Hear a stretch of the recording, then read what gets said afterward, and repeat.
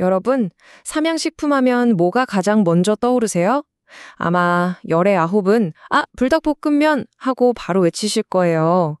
근데 말이죠. 이 회사가 그냥 매운 라면 잘 만들어서 대박난 곳 딱 그렇게만 알고 계시면 좀 아쉽습니다. 여기에는요, 한때 정말 바닥까지 떨어졌던 회사가 있거든요.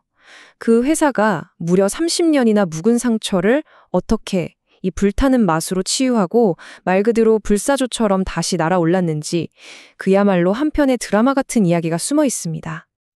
자, 그 이야기의 시작점으로 한번 가볼까요? 바로 얼마 전에 있었던 한 신제품 발표회 현장입니다. 원래 이런 행사는 어때요? 막 축제 같고 우리 제품 최고다 하는 자신감 넘치는 말들이 막 쏟아지잖아요. 그런데 이상하게도 그날 삼양식품 발표회장은 분위기가 좀 달랐어요. 뭔가 좀 무겁고 심지어 비장하기까지 했죠. 그리고 잠시 후에 현장에 있던 모두를 조용하게 만든 아주 감정적인 순간이 찾아옵니다. 바로 이 말 한마디 때문이었습니다. 삼양식품의 김정수 부회장이었는데 신제품 얘기를 하다가 갑자기 감정이 막 올라왔나 봐요. 눈시울까지 붉히면서 이런 말을 하는 겁니다. 자그마치 평생의 한이라니. 여러분 한번 생각해 보세요. 회사의 공식 행사, 그것도 막 축하해야 할 신제품 발표회에서 한이라는 단어가 나온다? 이건 정말 이례적인 일이죠. 너무 개인적이고 또 너무 무거운 단어잖아요. 도대체 뭘까요? 한 기업을 30년 넘게 짓누른 그 한이라는 건 대체 뭐였을까요? 네, 바로 이겁니다. 이게 오늘 우리가 파헤쳐볼 이야기의 가장 큰 질문이에요. 아니, 어떻게 라면 하나 때문에 이 글로벌 식품회사의 대표가 공식적인 자리에서 눈물을 보일 수 있었을까요? 그 답을 찾으려면 우리 다 같이 타임머신을 좀 타야 합니다. 시간은 지금으로부터 30여 년 전으로 거슬러 올라갑니다. 자, 그 김 부회장의 눈물, 그 의미를 제대로 알려면요. 삼양식품이라는 회사가 겪었던 아주 깊은 상처, 일종의 트라우마를 먼저 알아야 해요. 모든 것의 시작은 바로 1989년에 터진 당시 대한민국 전체를 뒤흔들었던 한 대형 스캔들이었습니다. 그 이름도 유명한 우지파동입니다. 이게 뭐냐면 삼양식품이 라면을 튀길 때 쓰는 기름 있잖아요. 그게 먹는 기름이 아니라 공업용 쇠기름, 그러니까 우지를 썼다는 충격적인 의혹이 터진 거예요. 생각해보세요. 대한민국 최초의 라면을 만들었다는 그 엄청난 자부심을 갖고 있던 회사가 이 의혹 하나 때문에 정말 하루아침에 그냥 바닥으로 곤두박질 친 겁니다. 자, 이 타임라인을 한번 보세요.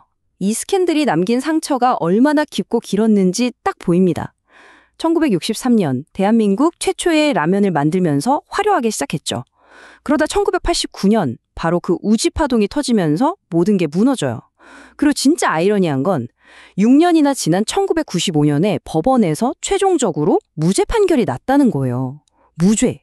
근데 법적으로는 이겼지만 이미 사람들의 마음속에서는 유죄였던 거죠. 한 번 무너진 신뢰는 돌아오지 않았습니다.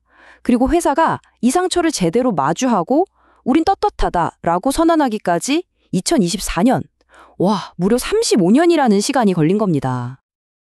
그러니까 법정에서는 이겼는데 시장에서는 완전히 져버린 싸움이었던 거죠. 피해가 어마어마했습니다. 라면을 무려 100만 상자나 폐기해야 했고요. 1,000명이 넘는 직원들이 회사를 떠났어요. 시장 점유율요? 한때는 시장을 꽉 잡고 있었는데 10%대까지 그냥 뚝 떨어져 버렸습니다. 결국 법적으로는 무죄, 하지만 소비자 마음속에서는 유죄. 이게 바로 삼양이라는 회사에 아주 깊게 뿌리내린 그 풀리지 않는 한의 시작이었습니다. 그렇게 정말 길고 긴 어둠의 터널을 지나던 삼양식품 앞에 정말 누구도 예상 못했던 구원투수가 딱 나타납니다. 그 회사의 운명을 그냥 180도 뒤집어버릴 존재가요.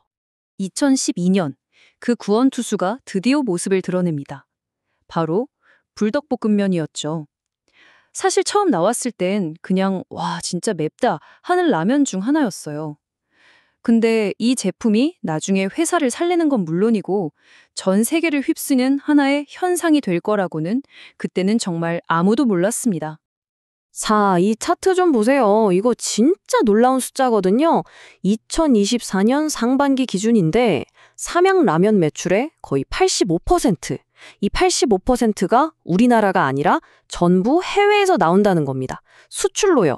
이 말은 뭐냐? 이제 삼양은 그냥 국내 라면 회사가 아니라는 거예요.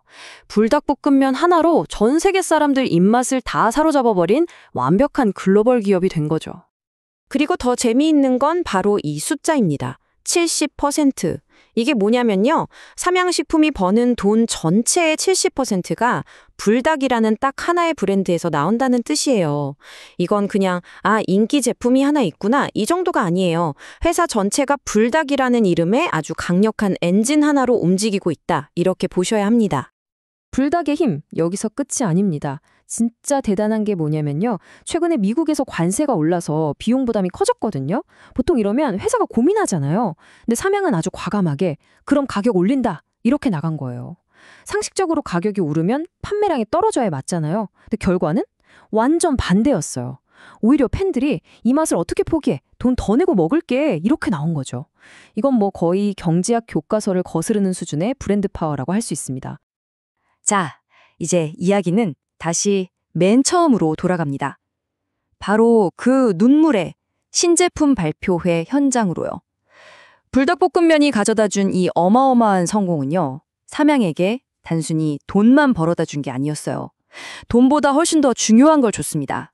그건 바로 과거의 아픔과 정면으로 마주할 수 있는 용기였어요.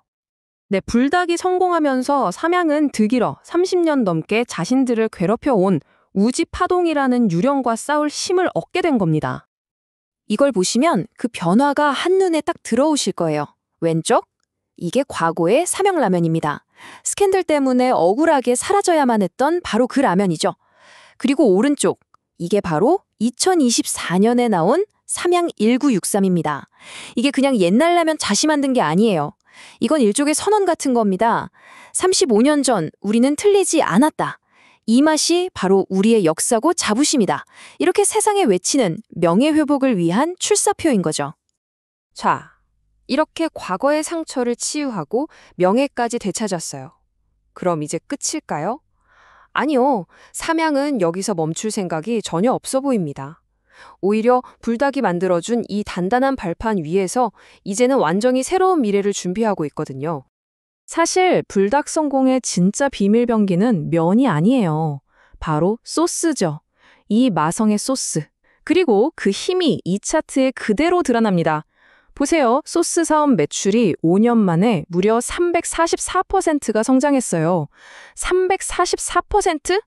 이건 그냥 성장이 아니라 말 그대로 폭발한 거죠. 당연히 삼양이 이 기회를 놓칠 리가 없겠죠? 그래서 삼양이 아주 구체적인 계획을 세웠습니다. 미래를 위한 로드맵이죠. 첫째, 일단 전 세계적으로 터진 불닭 소스의 인기를 최대한 활용하고, 둘째, 그걸로 그치지 않고 아예 소스 만드는 회사를 통째로 인수해버립니다. 그리고 셋째, 그 회사를 삼양 스파이스라는 이름의 전문 자회사로 새롭게 출범시키는 거죠. 자, 최종 목표가 보이시죠? 이제 라면 회사 삼양이 아니라 이 K-스파이스, 한국의 매운맛을 대표하는 종합식품 기업 삼양으로 거듭나겠다는 아주 큰 그림입니다. 결국 이야기는 이렇게 정리되네요. 30년 전 자신들을 무너뜨렸던 바로 그 맛에 대한 자부심으로 과거의 한을 풀어냈습니다. 그리고 이제는 다시 그 맛을 무기 삼아서 미래로 나아가고 있는 거죠. 불닭볶음면이 과거의 상처를 치유하는 약이었다면 과연 불닭 소스는 삼양의 미래를 열어줄 황금 열쇠가 될 수 있을까요? 한 기업이 30년 동안 품어온 한이 어떻게 미래를 향한 기회가 되었는지 오늘 그 아주 뜨겁고 흥미로운 이야기를 함께 따라와 봤습니다.